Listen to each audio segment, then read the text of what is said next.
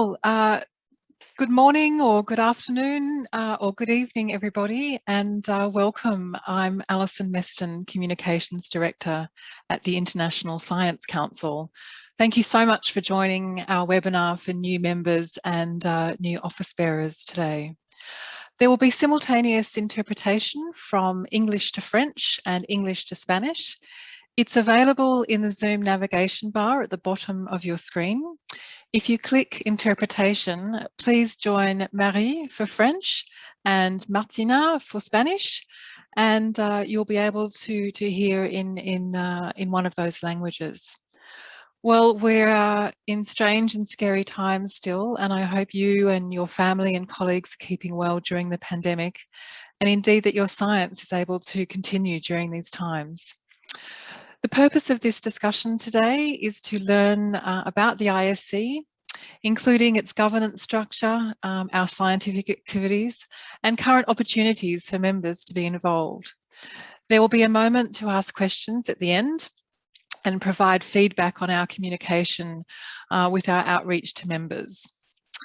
We're also going to do some polling through the meeting. So the polls are anonymous and you can choose multiple answers, and they will be left open for a minute for you to respond, and it's an excellent chance for us to get feedback on how we're doing. There's also going to be useful links complementing the presentation posted in the chat. And feel free to post your own questions and comments in the chat functions. So just to let you know that today's meeting is being recorded, and it will be available afterwards. Can I ask that you please mute yourselves during the presentations? Well, I'm delighted to welcome Saths Cooper. Saths is a governing board member and is Deputy Chair of the ISC Committee on Freedom and Responsibility in Science, CFRS. He is also past president of the International Union of Psychological Science and founding president of the Pan-African Psychology Union. Saths is going to take us through today's presentation. And Saths, welcome, and it's over to you. Thank you so much. I want to continue the warm welcome to all of you and say that we'll go through this presentation in as efficient a manner as possible. But as Alison has pointed out, there'll be the opportunity to raise questions and engage and challenge some of the positions that we put out, and what we're doing and in the action plan for the next 3 years. That will be something that you can engage on more significantly, not only now, but moving forward up till and including the General Assembly in October. So let's move on with this presentation. Next. In this presentation, we'll take you through a basic background of the ISC, some of the main activities and the priorities, and in particular the action plan that you will engage in, and conclude with the engagement opportunities for you representing your unions, your countries, to collaborate with the ISC. Next. Next.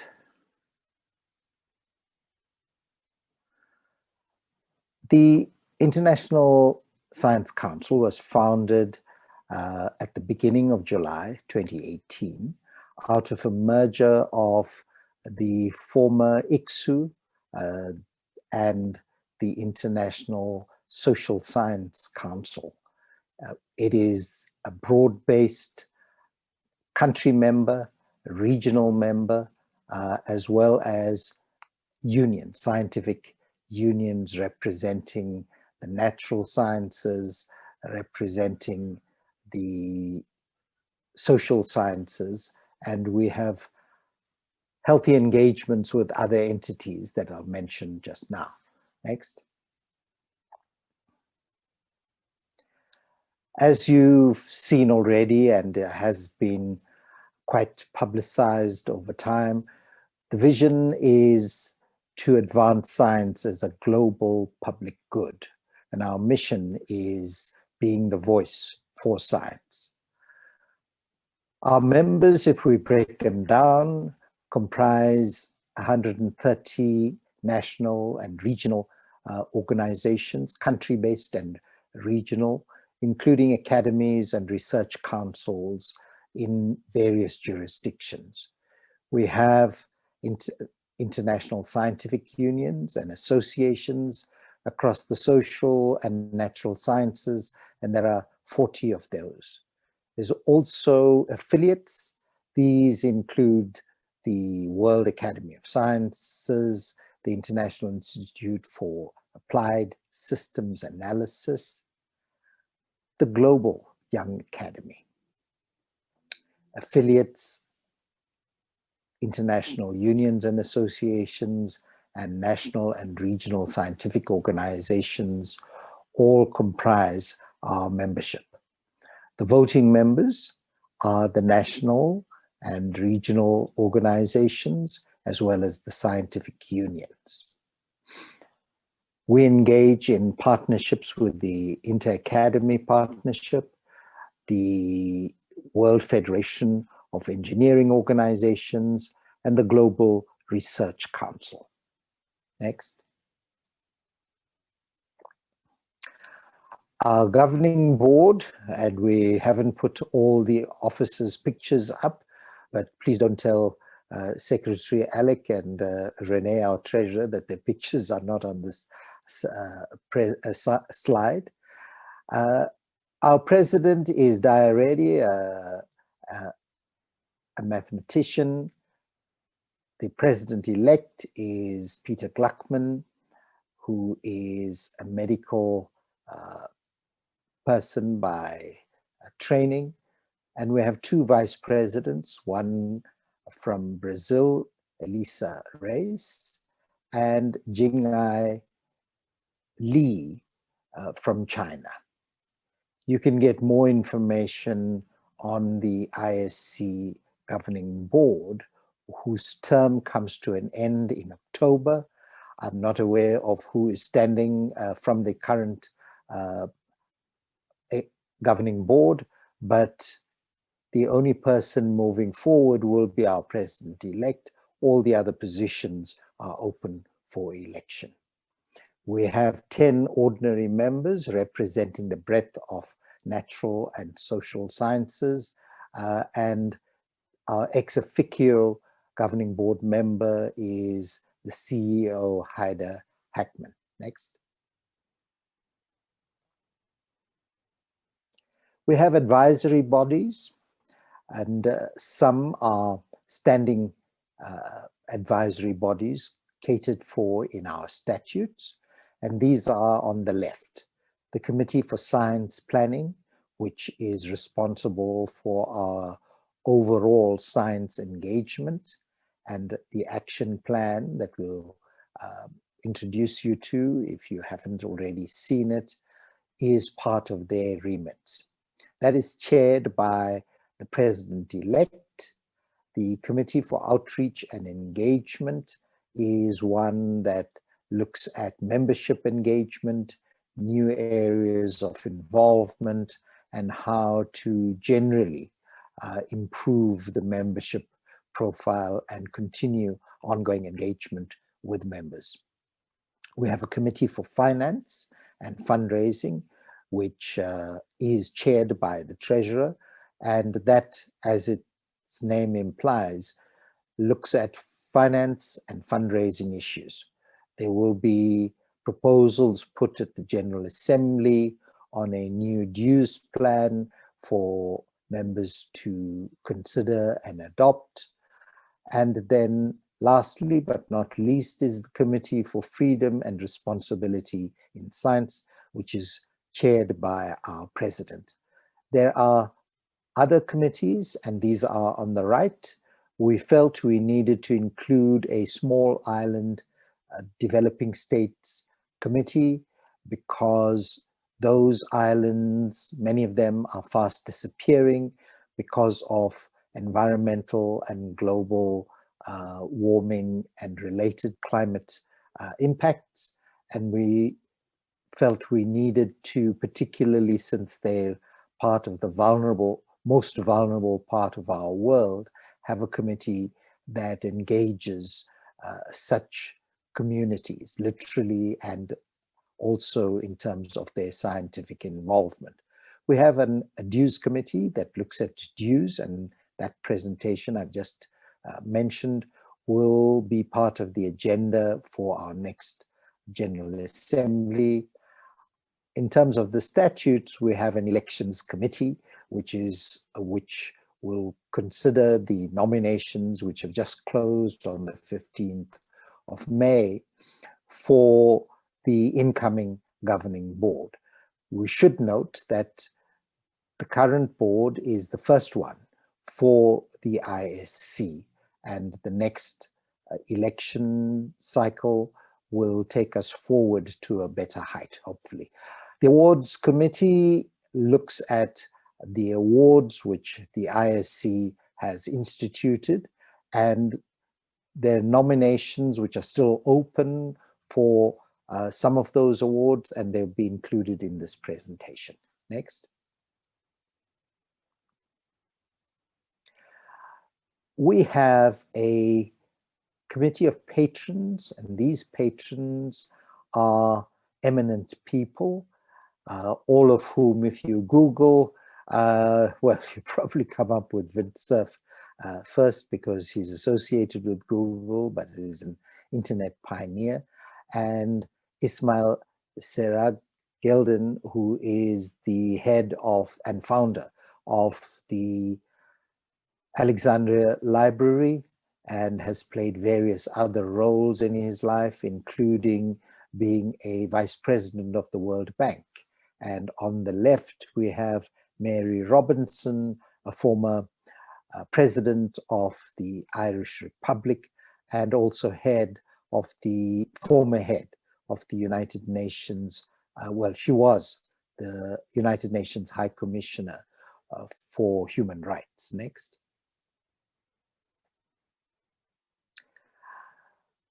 In terms of what the ISC does, it basically has convening power, given its reach and given its influence across various areas in science, and also its footprint, global one, covering remote areas and covering the main sites of scientific activity and underserved communities.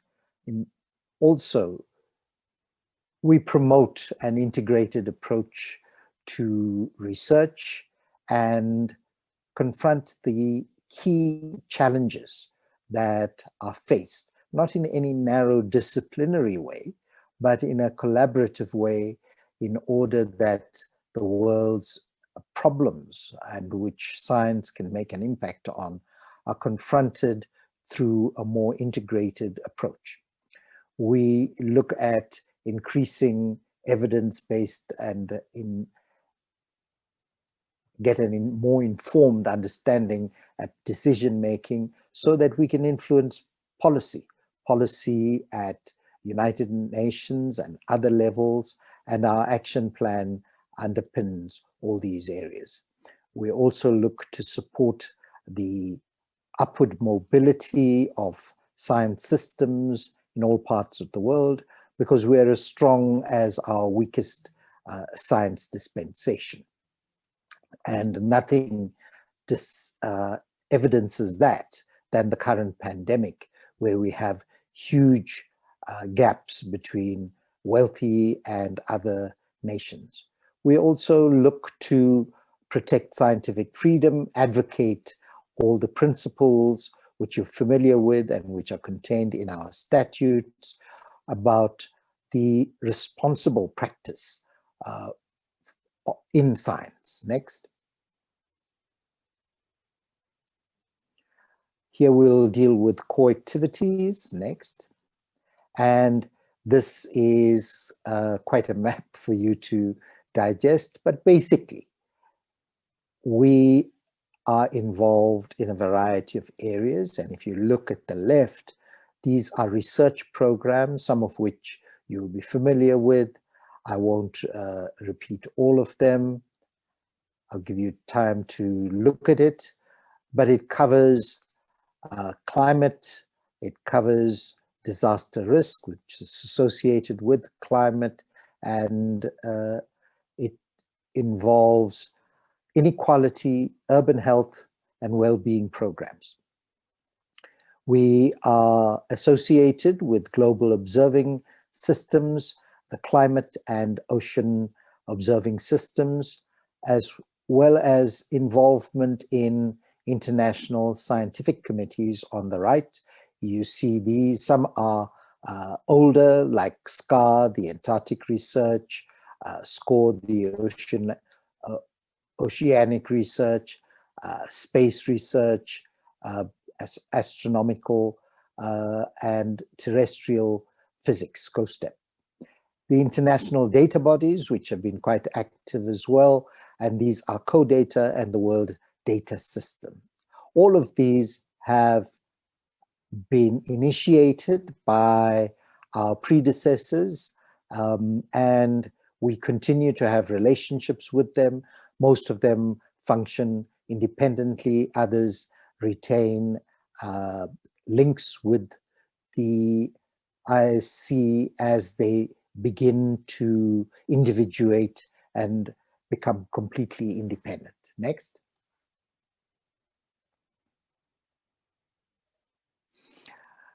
The funded programs that we are involved in are quite a few, and amongst these are the transformations to sustainability, which I think most of you are familiar with, and LIRA, the Integrated Research Agenda in Africa, all of which are funded and engaged with in a cooperative way with our different members, national, regional ones, as well as our scientific unions. Next.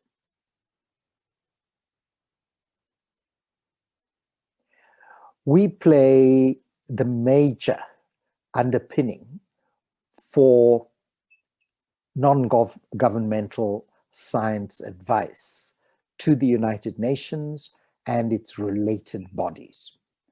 We are the lead player in science and technology at the UN, and in this role we work with the World Federation of Engineering Organizations in order that the science mandate is constantly engaged at the United Nations and the benefits of science at a global level are felt, and that we leave no one behind, which is a major issue for the United Nations, the SDGs, and for all of us. And particularly at the ISC, we look at those issues of inclusivity.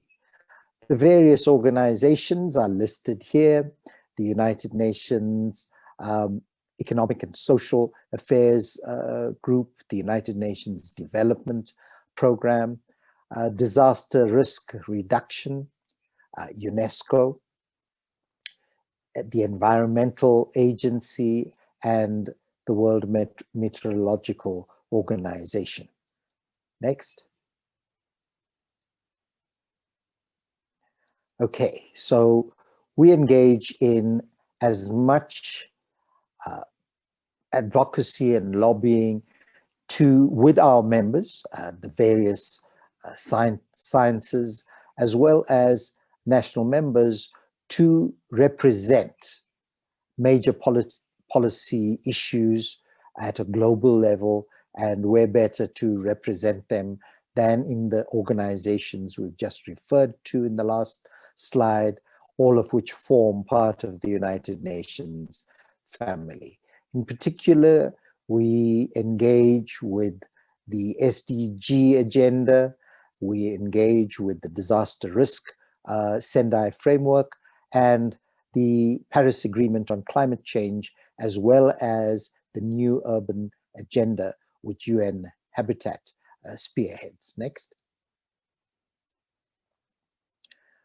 Our scientific and technological community major group is actively involved together with the World Federation of Engineering Organizations, and we play a variety of roles in the UN family as well as at a regional level to advance science and technology across the world. Next.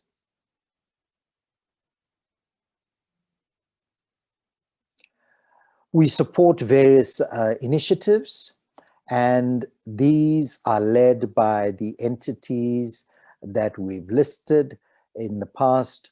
Our International Union for Pure and Applied Chemistry has been involved, very active in promoting the International Year of the Periodic Table of Chemical Elements in 2019. Last year, the International Cartographic Association promoted the International Year of Sound, and the UNESCO IOC Decade of Ocean Science is one that we currently in from 2021 until 2030, which culminates with assessment of the Sustainable Development Agenda, SDG 30. The International Union of Pure and Applied Physics has been looking at basic science for development, and that is scheduled for 2022. The Hungarian Academy biennial event is the World Science Forum, this year virtual, and the next one will be in 2023. In 2023, of course, there's the multi-stakeholder global knowledge dialogues, which the Research Council of Oman is spearheading, and this will be kicked off at our assembly. Our assembly was scheduled to be held in Oman, but because of the pandemic, this has been this is now going to be a virtual event. But out of that, and in engagement with the Research Council of Oman, come the Global Knowledge Dialogues, which is intended to be high-level engagement in that area. Next. We'll now deal with key priorities. Our action plan, we've had an action plan which expires this year, and the engagement with members has already been underway, looking at the next action plan following on the current, which will be effective from 2022 for the next 3-year cycle, and will be adopted formally at our assembly. Various engagements with members have taken place, and at this point, we're going to ask you to fill in this very quick questionnaire, whether you've heard about it, whether you've read it, and whether your organization has participated. But also, if you have not, just simply fill in the have not part. So I'll pause there while you fill in this questionnaire.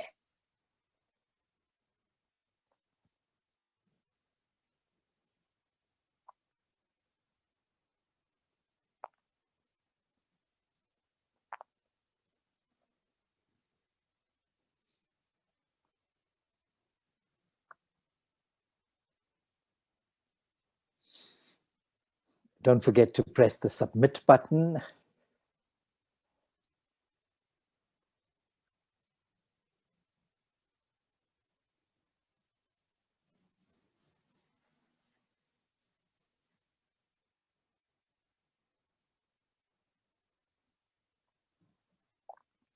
Okay, so we have an interesting but expected result with the clear majority, almost 2/3, saying they're not familiar with the action plan, which means that the ISC between now and the assembly has to popularize this in different ways to our membership, and in particular to enable our membership to comment on that action plan, because it does represent all of our members. That means you. Okay, let's move on then to the next slide.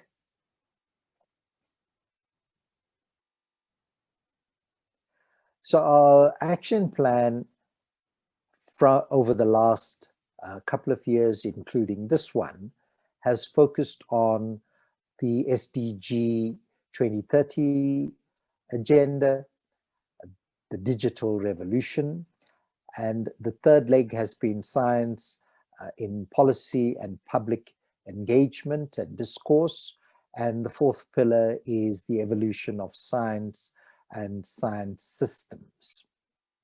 Now, some of those are reflected in the current action plan, but definitely looking at evidence in terms of what we've done and getting feedback from those we have engaged in and all our members, both national as well as our scientific unions. Next.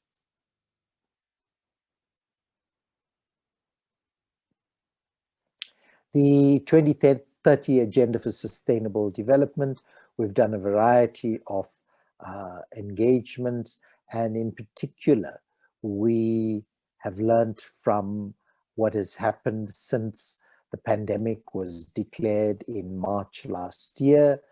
We have involved ourselves with the UNDP, looking at a better approach to indexing human development. And in terms of the global landscape, looking at hazards, how do we, and other impacts environmentally and in terms of climate, and how do we effectively monitor and respond to these. Next.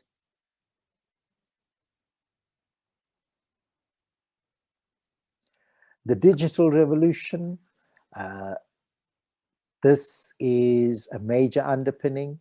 It will continue it does continue in the new action plan, but it is about what the world is consumed with in terms of its commerce in various areas, including scientific knowledge production, its dissemination, and how we engage. And therefore, this becomes something that can ensure that the world moves forward together, or we continue in the way this technology has emerged, where we still have pockets of advancement, whereas large parts are left out. So this begins to be something that impacts on how we engage as scientists in our different disciplines, and together to ensure that nobody is left behind. Next.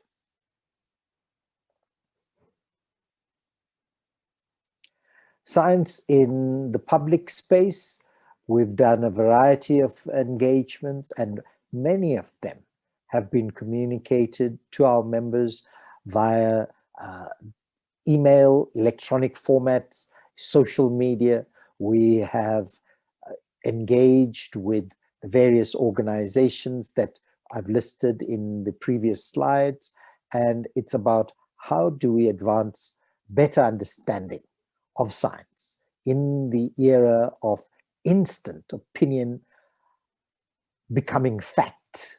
How do we counter Do we need to counter so-called, well, fake news? It depends who says what about fake news, because the truth and scientific truth often gets branded as fake. How do we make our imprimatur, because of the kind of political, in various contexts, and lack of attention from the public in terms of what really is true, or do we just go with what is put out by somebody who is an important blogger, or somebody who tweets often, or uses one of the other social media platforms? So discerning what is fact from what is fiction becomes quite difficult,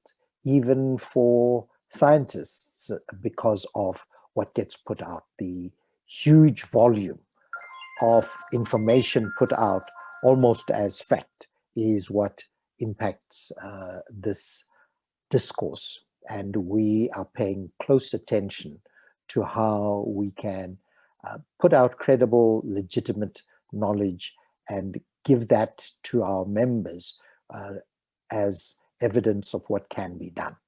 Next.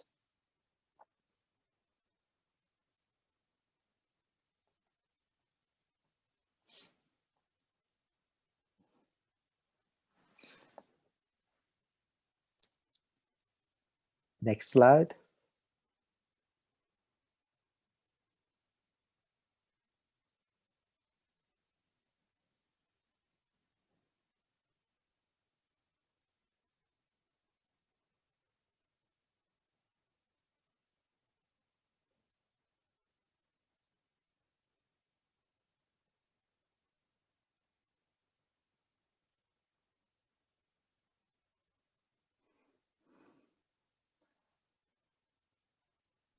Either I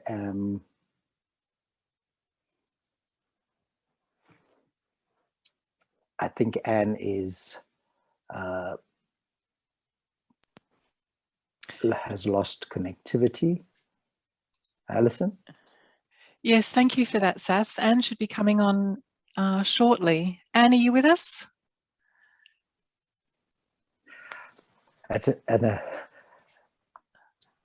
The joys of connectivity. Here she is. Yeah. Okay, good. Sorry about that. I completely dropped out. Sorry. Yes. No, it's not your fault. I think we all experience that, and sometimes it becomes quite chaotic.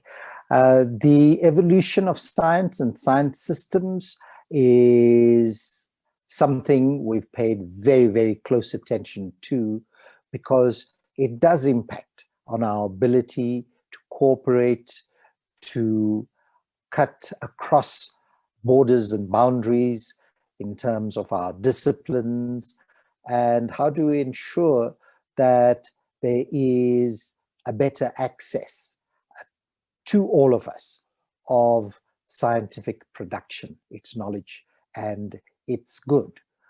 Can we enable science to respond to those demands, deliver on our mission and vision, and in ways that ensures there's a critical approach to these? This also is about how inclusive, and at the same time embracing the diversity that does exist in our systems. While Anne is off, I'm going to try to get to the presentation. Oh, she's back now. Again. Okay, okay. The next slide, please. Okay, we have various projects involving the 4 domains, and some of them are key ones, and some are in development and constantly being evaluated for efficacy. The Agenda for Sustainable Development, we've done a variety of activities there. including those we have listed. Science for Global Sustainability, SDGs at national, regional, and other levels as drivers for the overall science agenda and achieving public good. Science in disaster risk reduction and human development. How do we rethink human development? In that respect, we've utilized important thinkers, including Amartya Sen. The digital revolution, it's about inclusion, it's about moving forward together, it's ensuring that this, like the other domains, enables inclusivity while recognizing the diversity that we do have. So we've been involved particularly in the Global Digital Charter at the UN, and will continue to do so. I think I'm going to look at where I'm going to try and pick up the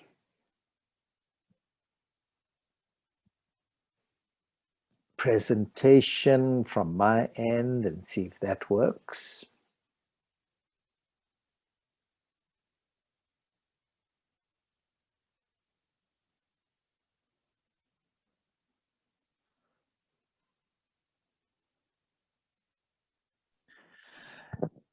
Sas, while we're waiting yes. to come on, we're waiting for Anne to come back on. I'm not sure if I can share the presentation either.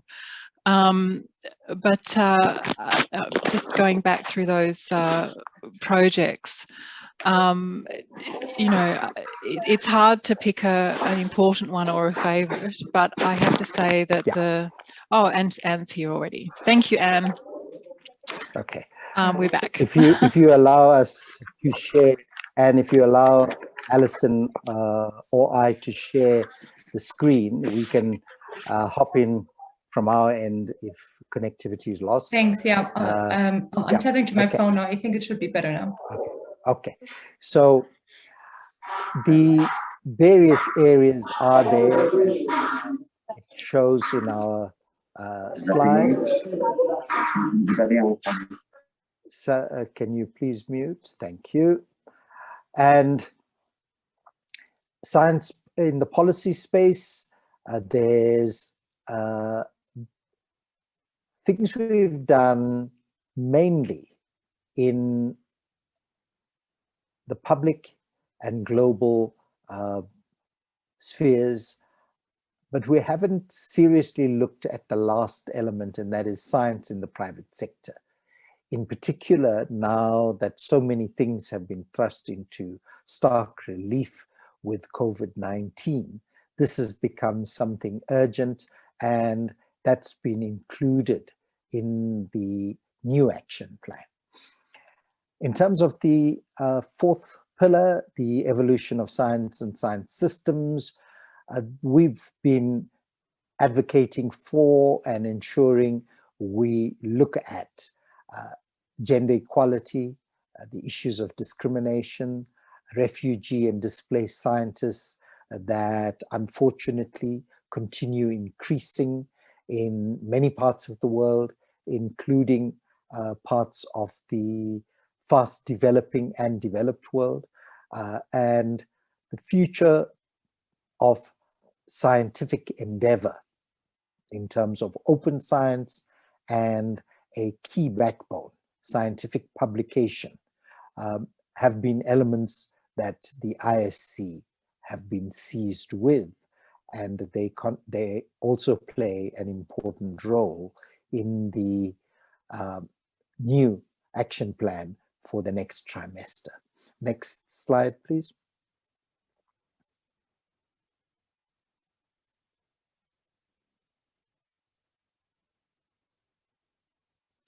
Okay. In terms of disaster risk, we have publications, and some of them you can access via our website, and they deal with a collaborative set of activities to ensure that our fragile world does not continue in the current way in terms of policies, in terms of other interventions, in order to accelerate implementation of the SDG agenda at all levels. And a new report, the one that is on the left, is available and has specific recommendations. Next slide.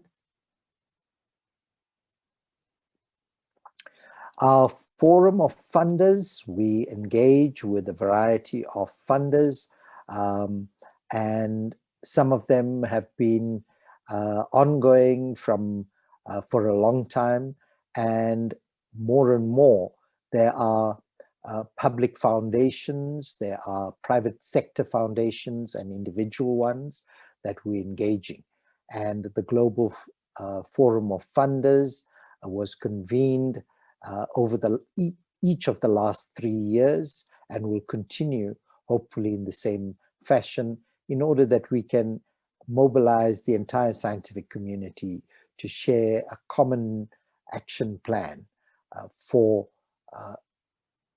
scientists and promote an agenda for science that is inclusive, that ensures specific disciplines and representations, but also ensures collaboration and underpinning our vision and mission as the ISC. Next slide. Rethinking Human Development. This is a partnership with the United Nations Development Program, and various specific expert input has been solicited and will continue to be solicited from all of the sciences. And we have a multimedia website that you can visit, and you can engage on this important area. Next slide. The value of science at the public level. We have in the last year in particular honed certain online activity, and these are represented here: the Global Science Television and the BBC Storybooks partnership, which look at different areas in science, framing issues and putting them out for wider consumption. Our aim is to collaborate with as many media and related communications partners to put out messages for different publics, from young viewers and listeners to older scientists. Next slide.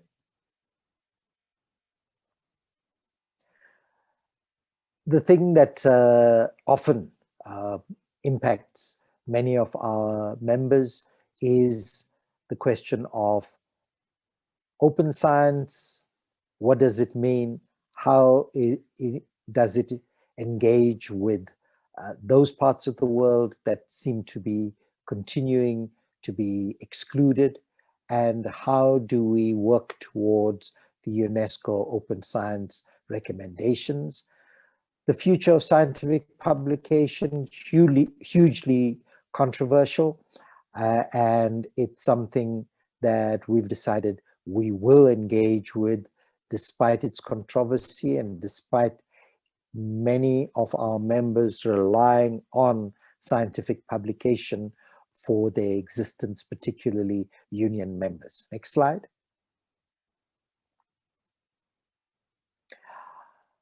Discrimination in science. We've held various webinars, we've held various engagements looking at gender equality, and also issues of discrimination and overcoming these.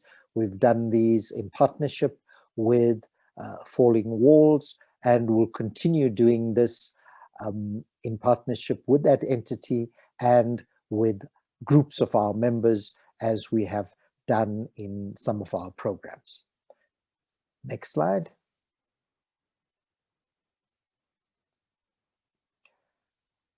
COVID response, that has been something that all of us have been seized with over the last 16 or so months, and we have occasional publications on it, but we also have a focused area in our action plan dealing with the issues that have been rudely unearthed during the pandemic.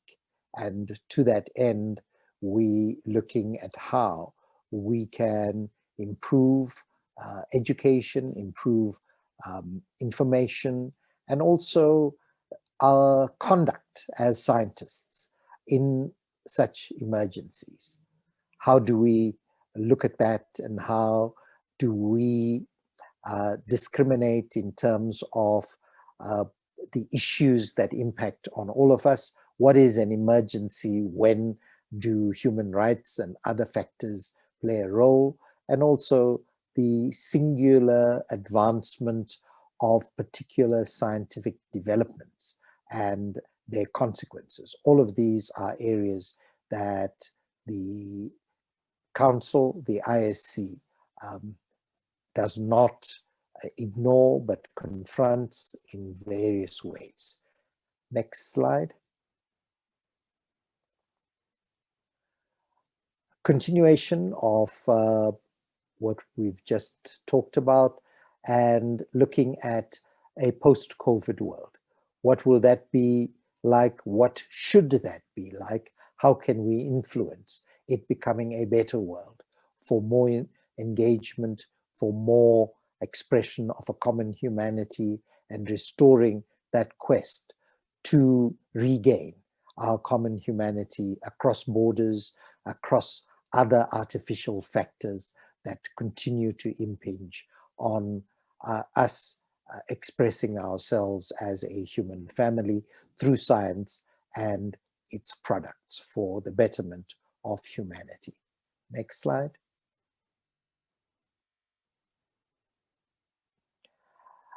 We've looked at various scenarios, and these scenarios project have been launched with the World Health Organization and the UN Disaster Risk Grouping in order to be better prepared. We know that some of our disciplines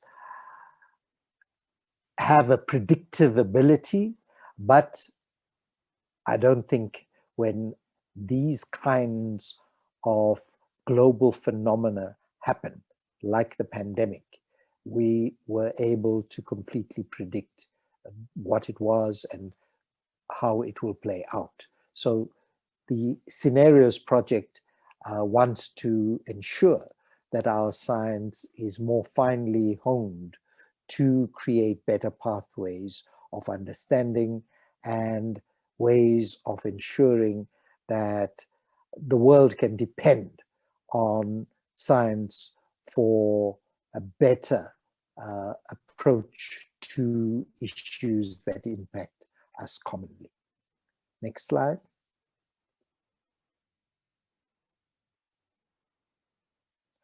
Now, in all these slides on the left, they've been products, but they're not all the products. And I want to just point out that some of these are available in written form, and others are available in electronic form, including podcasts. And you can access these, like the Working Scientist podcast, which the ISC is working in collaboration with Nature on. Next slide.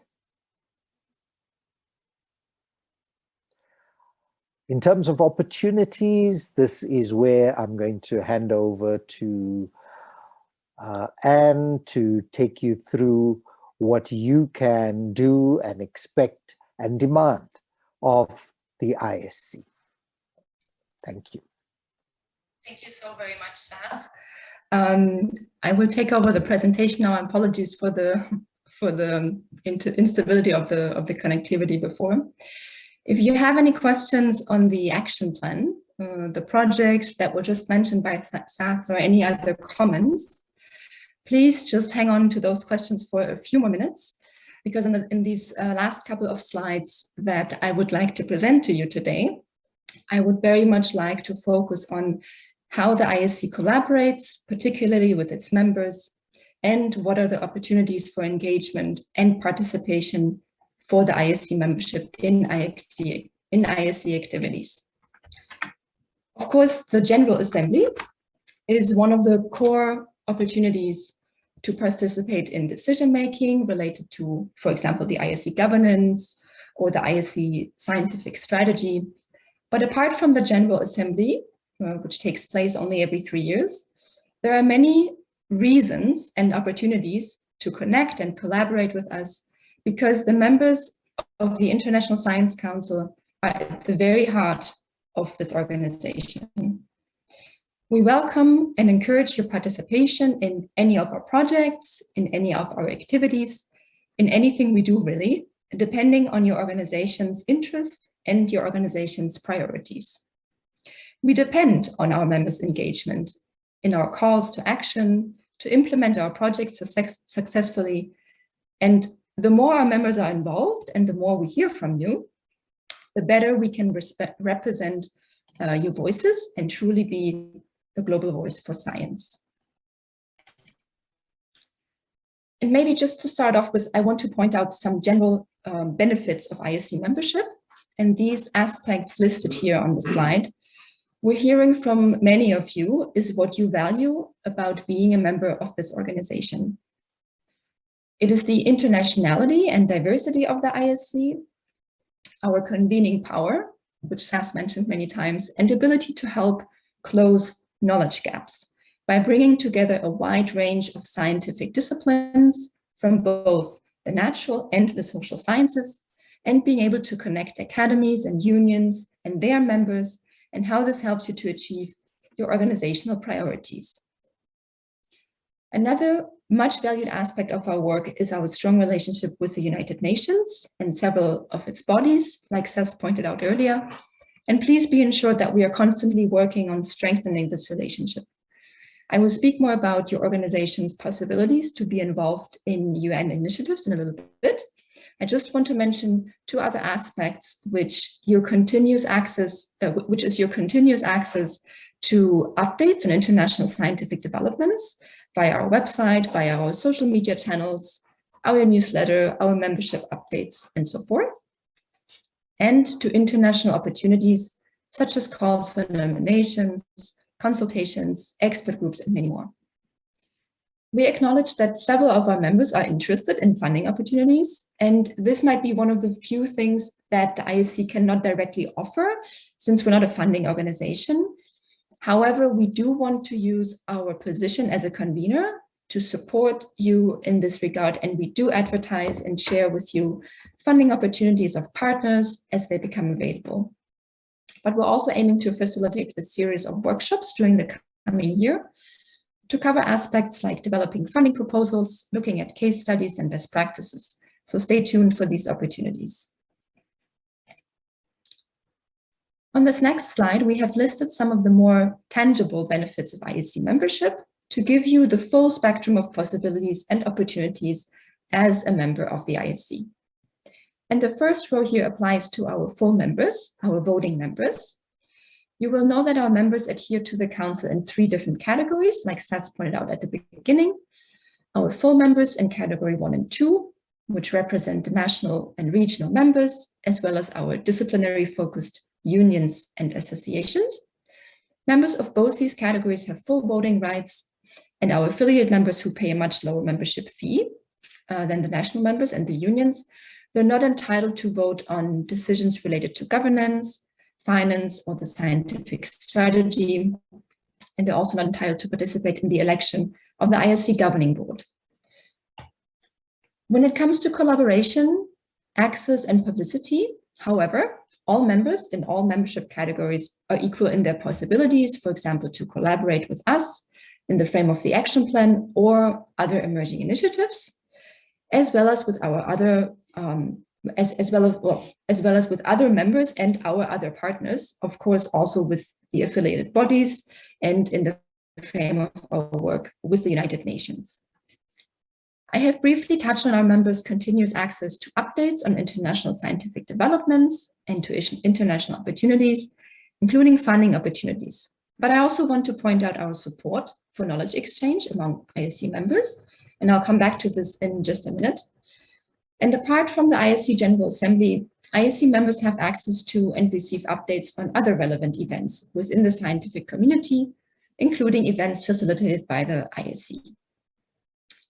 Lastly, I want to mention a very important aspect that I would like all of you to consider more closely and on a regular basis, which is our support for publicity. And what I mean by that is that we are delighted and stand ready at any time to amplify, to promote and share with other ISC members and with the wider scientific community your events, your vacancies, your calls for papers, for nominations, calls to action, your podcasts, your online courses, your initiatives, and your stories. And we're happy to feature your events, for example, on our events page on the website, to include your vacancies in our weekly science opportunities, to share your opportunities via our newsletter and via our membership updates, and to amplify your stories and initiatives in the form of a guest blog on our homepage. And of course, we will aim to share all of the above on our various social media channels. And I will just paste our social media links in the chat here, so you can connect with us if you're interested. Let me just go ahead and post these links here. So you might think now, all of this sounds really great, but how do I actually do this? And whom do I actually contact at the ISC regarding all of these opportunities for collaboration? Oops.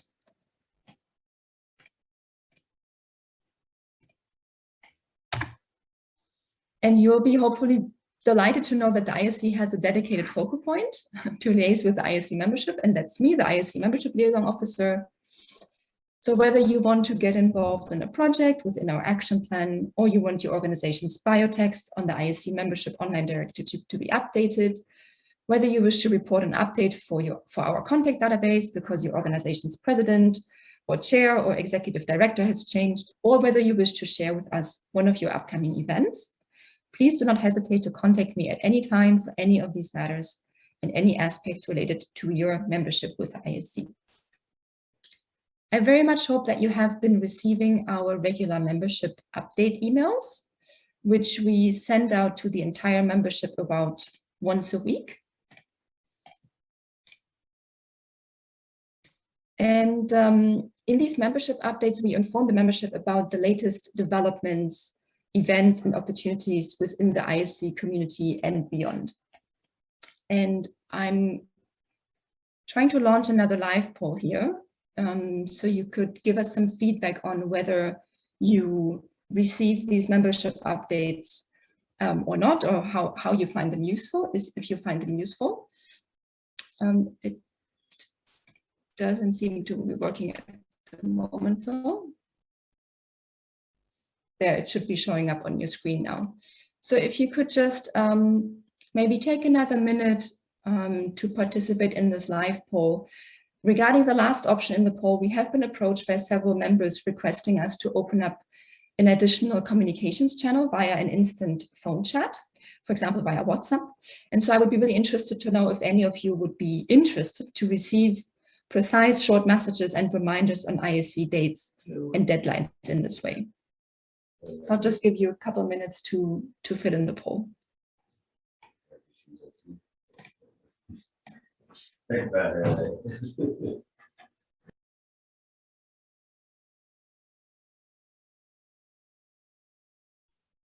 You're muted.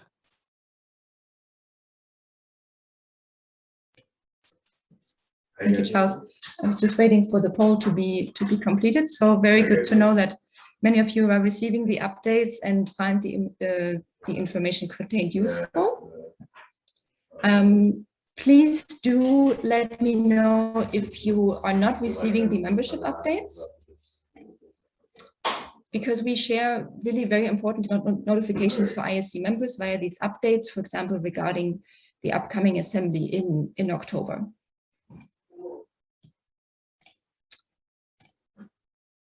We very much hope that you share the information contained in the update emails, especially the calls to action, with your members, with your experts, with your partners, so that we can gather the knowledge and expertise and input from all of our members, their scientists and their networks for our projects.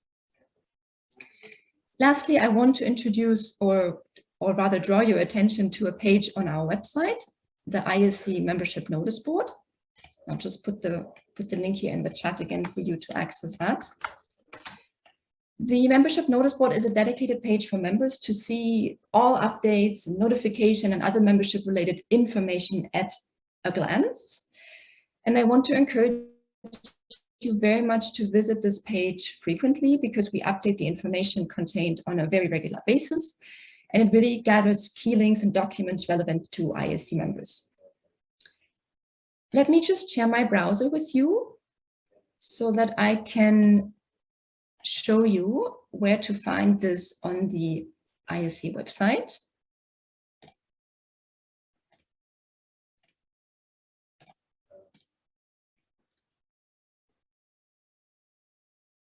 So from our homepage, council.science, you want to navigate to Our Members in the top menu.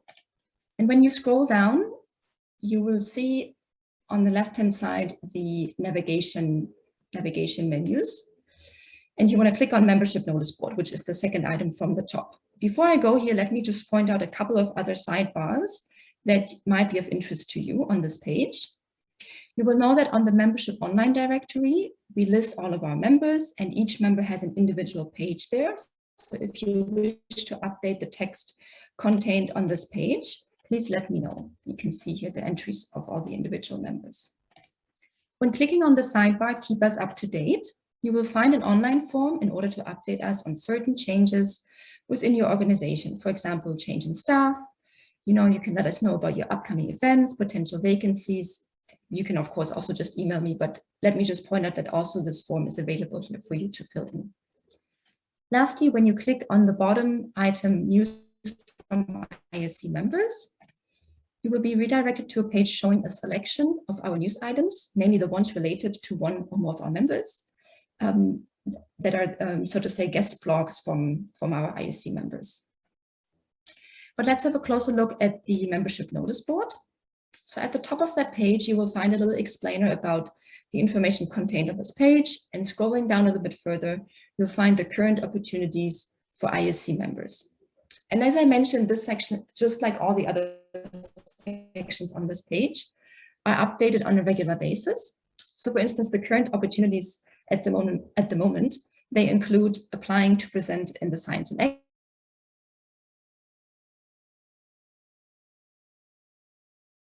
your knowledge and preservation on preservation of scientific and technological knowledge and culture.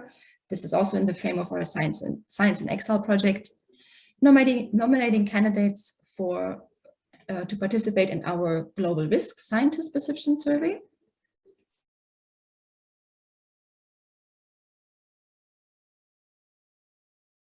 You can contribute expertise to our COVID-19 scenarios project, and you can make a contribution to our Transform 2021 portal, which was just launched a couple of weeks ago.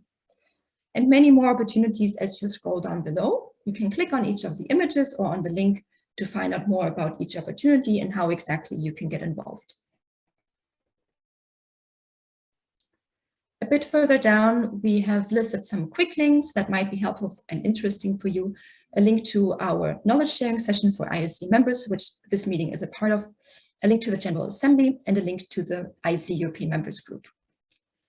And below those quick links, you'll currently find 6 different sections of information. And I just want to take a few more minutes to briefly introduce these different sections to you. Under key ISC dates and events, you'll find all upcoming events facilitated by the ISC or where the ISC is involved. So there are welcome sessions that we're doing today and tomorrow. There's our governing board meeting in September, the General Assembly, and the Global Knowledge Dialogue in 2023. Under key ISC documents, you will find relevant ISC publications, such as the statutes, the action plan, and also our set of logos. If you ever need these for communications purposes, or if you would like to include our logo on your website, for example. In the section calls for action and other opportunities within the ISC community, this is where you will find links to ongoing regional and global consultations, calls for nominations, competitions, and also funding opportunities. And these are listed here from our members and from the wider ISC community, including from our affiliated bodies and partners such as the United Nations. And again, I encourage you to please share with me any opportunities you would like to share with other members so we can publish them here on this page. The next section on podcasts, webinars, series, and e-learning is where we gather links to our members' podcasts, webinar series, and online courses. And the membership knowledge sharing platform relates back to my earlier mention of the ISC helping to close knowledge gaps and facilitating knowledge sharing among ISC members. We have gathered here contributions from mostly our members on several topics, such as international science and science advice, COVID-19, discrimination, ethics in science, freedom in science, sustainability, and some other platforms. And I encourage you to make your contribution to this knowledge sharing platform if your organization has developed relevant documents that you would be willing to share with other members. And finally, there's an overview of the latest organizations that joined the ISC membership.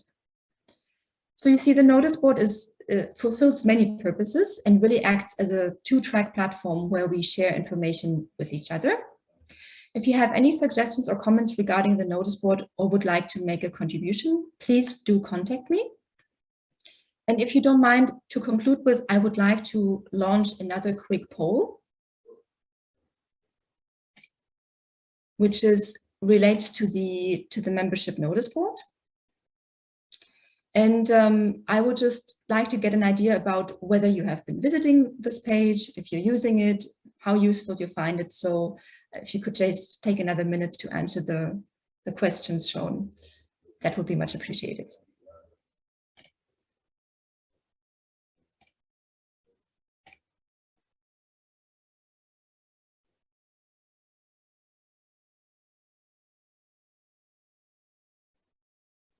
Okay, so I'm seeing a very mixed result here in the poll.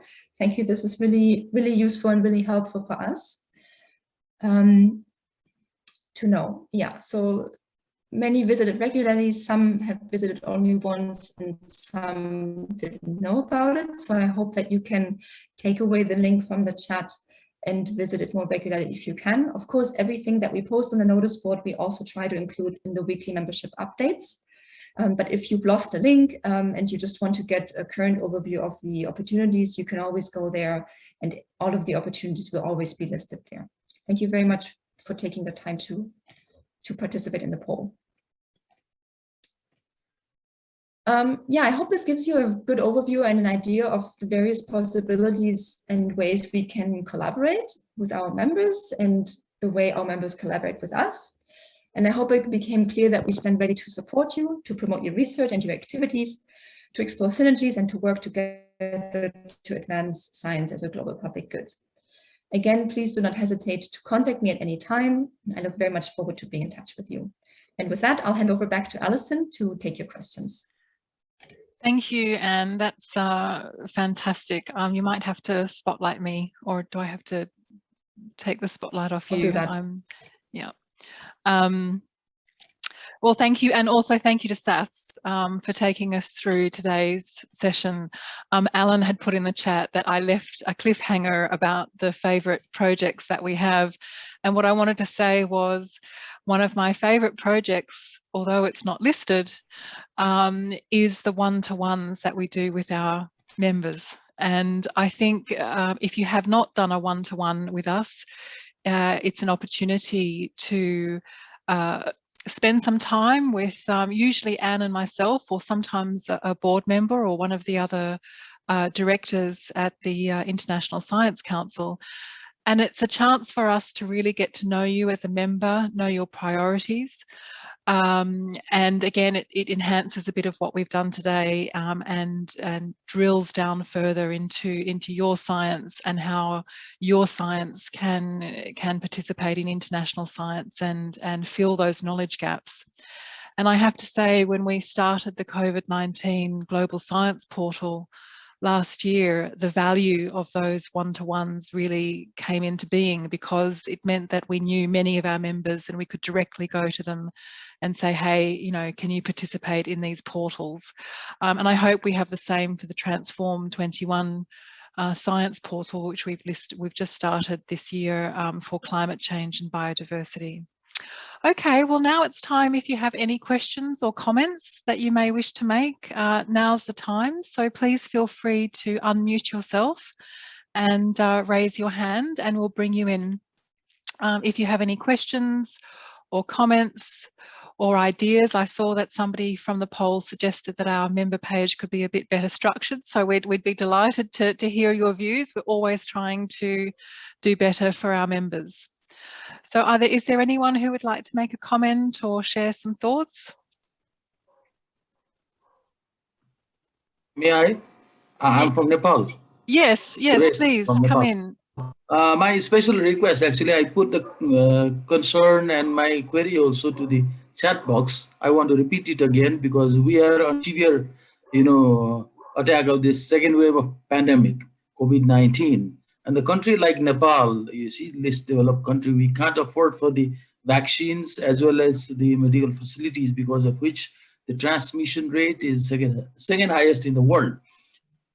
I think science, technology is a tool to unite and help each other. So, global binding. So I think ISC can be a very strong platform to lobby for the support to the country like ours. And we're losing our people day by day in a large number, and people getting infected very badly. So this is my special request to the ISC, governing board and the leaders to take the sincere towards, bridging between poor and rich nations. Okay, that's my request. And if you have done something significant, could you please share with us? And could you please share our COVID-19 scenarios project in the chat for Suresh and all? Suresh, you've raised a critical issue, and one for which the International Science Council holds very dear to its heart. And that is, the COVID-19 pandemic has amplified a great divide between rich and poor countries. And we have a COVID-19 scenarios project that we're currently working on. We have brought together an oversight group of people from around the world, experts, and including on this oversight panel is the WHO and the UNDRR, the Disaster Risk Agency for the UN. And in fact, what we talk about in this project is a one world scenario versus a divided world scenario. And so you'll see here that that we say that the COVID-19 road ahead is long, winding and uncertain. And what we're concerned about is that we're going down exactly what you have described, Suresh, as a divided world, where rich countries have access to the vaccines, developing countries and middle-income countries do not. And the world is not safe until every country is safe. So you'll see there that there is an article that was published in The Lancet, and we are just in the process now of going through and interviewing a number of experts. And you'll see also on the sidebar there is a survey, and we are reaching out to members. So Suresh, we would love you to fill this in. And we are basically looking at what are the different scenarios that are going to come. And I tell you something that's happening as we speak, and what we were afraid of was the divided world scenario, where if you look at a country like the United Kingdom that has quite high vaccination rates, however, there are vast swathes of its population that have not been vaccinated, and we now have the variant that has come in that originated in India, and that today or tomorrow will become the most popular COVID-19 variant when people test positive. And what we are doing is in fact chasing the mutations, and this virus will probably mutate further, and again we'll be chasing, so we'll have a situation where our vaccines might not cover the new mutations. Some at the moment are doing just that. So this answers your question, Suresh. We have put in a good amount of funding for this project. It's a new project that started at the beginning of the year. And if you could just go to the oversight panel. And in fact, we have a representative from Nepal on this panel, I do believe. Thank you. Thank you. Yeah, yeah. Yeah, we have Professor Anja Singh. Suresh is your representative on this panel. This is a good example of the ISC using its role as a convening power, bringing in its membership to have the She is our academician too. She belongs to our academy. Great, fantastic. Professor Singh is a member of our academy. Okay, so I'll stop there, and you'll be hearing more about this this project as the months progress. So there you go. You can talk to Professor Singh, Suresh. Let's go to Eduardo. Can we bring Eduardo in, and if you can unmute yourself, thank you. Thank you. Can you hear me? Yes, we can. Thank you very much indeed. I am Eduardo Costantini. I am President-elect of the International Union of Soil Sciences. I recently joined the activity of this council, so I do not much about it, but I must tell you that neither the member of my organization do not much about the council, although the union joined the council for many years now. And so I have one question and one comment.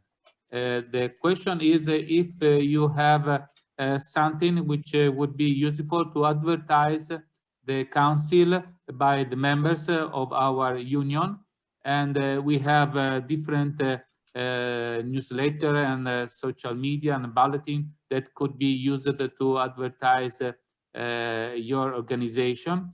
So if you have something which is useful for me, I can prepare a letter or an article related to the possibilities that have the members of our union to join the activity of the council itself.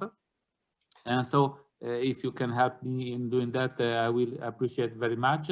And I also appreciate if there is the possibility to have this one-to-one conversation, would be useful to enhance the collaboration between our union, which embraces about 60,000 people around the world. So it's a very large organization. And yes, a comment is that in my opinion, one of the main role that the union, this council can play is to give voice to the scientists without any political burden. If we see what happened to the pandemic, and the World Health Organization was deeply influenced by the political burden in giving advice and alarming the world actually about the risk of the pandemic. So we can play, the council and ourselves also can play a major role in giving a voice to the scientific arena, to the scientific community, to the world without any political burden. This is my comment. Thank you, Eduardo. And I mean, what's interesting for me is you raise a couple of points, and I think it's important for all members to be aware of this. The first point is we had a very close relationship with Professor Ratan Lal, who was your predecessor. And I've put 2 links in the chat there. One, a story about the International Decade for Soil Science, which we did a story on last year. And the second one is the Rethinking Human Development project, which you would have seen Sath's talk about. And what I loved about that project was we had soil science, we had Latan Rao talk at the UN launch of the Rethinking Human Development. And I love the fact that a natural science person was talking about rethinking human development because of the way soil science is so important to our food systems. But Eduardo, what you highlight is it's absolutely the responsibility of the union to make sure that there's a seamless transition. We need to make sure that we have your email address and that you're receiving things, and your union needs to tell us that you're the president-elect and you need to start receiving things so that we can prepare for your presidency in the future. And just one other thing, that I know that there's a big conference happening for the soil science. I can't remember if it's at the end of this year or the beginning of next at the UK, and we're already in touch with the person who's leading that conference. And again, those discussions came from a session like this a couple of months ago. So, and in fact, if you go back to the membership section of the website for you, on the sidebar, there is a section that says keep us updated. And I encourage all of you to make sure that you use that functionality to keep us updated when your emails change, or you have a new president or vice president.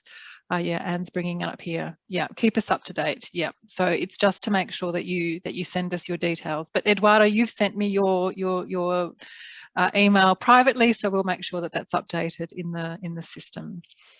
And we will absolutely do a new one-to-one with you, perhaps later in the year, so that we can make sure that we have that chat. I hope I've answered your question. Samuel, I see that your hand's up. Let's bring you in. Thank you. Let me first thank the presenters for very useful information you have shared with us this morning. This section is really very informative, and I think it sets us on a path for full participation in ISC activities. I have 2 questions. The first one relates to the reference to hopping, the use of hopping for conferences. I wanted you to give us a little bit more detail. How do we do that if we have, let's say, an international conference and we need ISC's help through the hopping to set that up? That's the first one. The second one is on the closure of the African office. Could you update us on what is happening and what we should expect, so that the continent is not forgotten by ISC? I know we are not forgotten, but can you just give us... Samuel, can you tell me where you're from? Which are you from? A national academy? Ghana Academy of Arts and Sciences. I'm the president of the Ghana Academy of Arts and Sciences. Okay, in Ghana. Okay. So first of all, I might hand over to Anne, and just very quickly, Anne, if you can just talk about hop-in for Samuel. Yeah, very pleased to do that. Thank you, Samuel, and thank you for your interest. So we put this option out for members a couple of months ago, I think, because we were realizing that many didn't have the financial means or the knowledge of how to how to set up their meetings. So we started using Hopin for these small engagements where you need a bit more than a Zoom meeting, maybe a virtual exhibition or a networking function or things like that. So we made our platform available for members. If you're still if you're looking for a platform and you would like to use ours, feel free to do that. The best thing would be to get in touch with me. We can have a one-to-one call and talk about when your meeting would be, what are kind of the details, how many people and so on, so that we can talk about how we can support you and how we can make available the platform. But that offer is definitely still available. All right, thank you. Thanks, Anne. And just for members to know that we have a regional strategy, and you can read that in our action plan. It's about strengthening our regional capacity and reimagining how the International Science Council would would operate in our 3 regions, which currently are Africa, Latin America and the Caribbean, and Asia and the Pacific. If Charles is still online, our finance director, he might not be. Yes, I am. Oh, I'm he still is. on that one. Charles, do you want to respond to Samuel's question regarding the regional offices? Yes, sure. So unfortunately, we had to close, it was in the works for a long time. We've been cooperating with South Africa and the different organizations, scientific organizations within South Africa for a very long time and very successfully. Last year, we were happy that they were willing to prolong the agreement we had with them for our regional office to stay at ASF, the Academy of Science in South Africa, for another year. So they stayed until the end of March. And for now, because we are looking at a new strategy where we're moving away from regional offices and we're more focusing on what we call focal points, but which in essence means that we have a closer connection with HQ headquarters in Paris. We are looking in the different regions to find organizations, member organizations that are willing to help and to find certain people who can help us represent ISC within the region. So for Africa, Samuel, that is still something which is open for the moment. We are looking at the opportunities. We would be very happy for members to think with us and to see if they know about opportunities that are there for us to work together. We will have a different structure. Already in Latin America and in Asia, we're working on different structures. So we would be very interested to know if you can help us find places and memberships that are willing to help us with the regional strategy. Thank you. Thanks, Charles. Did that answer your question, Samuel? Yes, indeed. And Yeah, okay. I'll give a feedback later after this meeting. Yes, yes, please do. Yeah. Thank you. Thank you, Charles. Okay, well, we've been an hour and a half, so it's possibly time that we wrap up soon. Are there any more final questions or queries? Okay, so you know where to find Anne, our membership liaison officer, and you now know where to find her on the webpage and the members webpage. Can I sincerely thank Sath Cooper for taking us through the slides. I don't know if Sath is still with us, but Sath, thank you so much for spending time with us this morning. My pleasure. Thank you so much, and thank you to our interpreters, Martina and Maria. It's a tough job interpreting simultaneously, so thank you so much to our interpreters, who we'll see again tomorrow afternoon. If you had colleagues who were not able to join us today, we are doing this same session at 4 o'clock Central European Summertime tomorrow, and again with Spanish and French interpretation. So I'm going to bid you farewell. Thank you so much for joining us. We've learned a lot during these sessions, as we always do.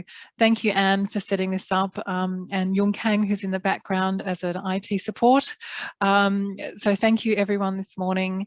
Have a good rest of the day, a good evening if you're in the Asia Pacific region, and we look forward to working with you.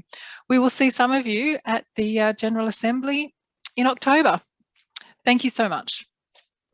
Thank you. Bye-bye. Bye-bye. Bye. Thank you. Goodbye.